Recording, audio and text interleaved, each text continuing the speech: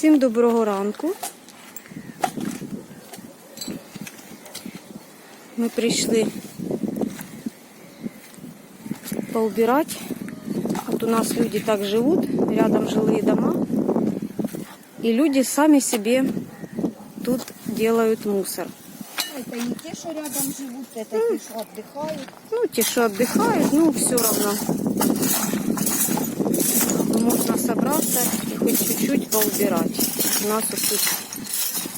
А мы делаем пробежку здесь.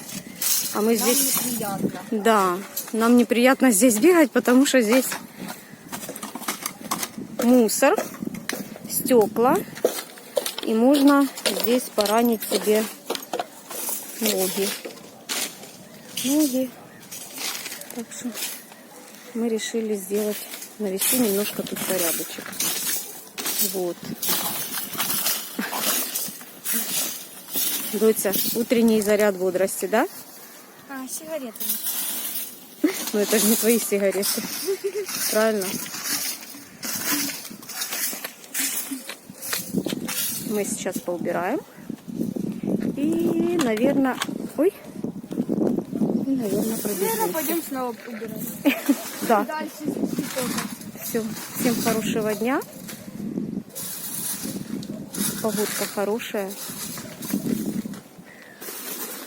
Потом снимем, что из этого получилось. Да, потом снимем, какой мы наведем порядок.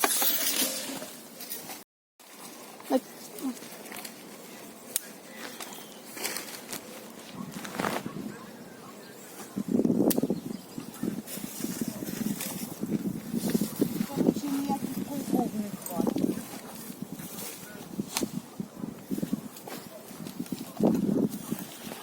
Здесь что делается?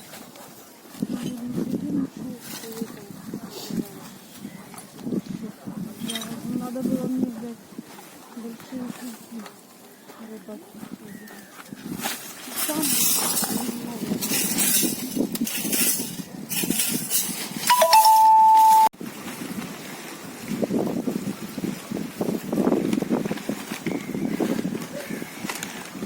Так, что у нас чистота? Ну что, все, пошли. Чистота, порядок. Пакета вот сколько. И там еще 2 пакета.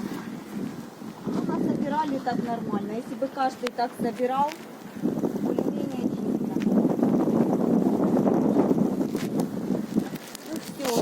Если бы каждый начинал с себя, было бы прекрасно.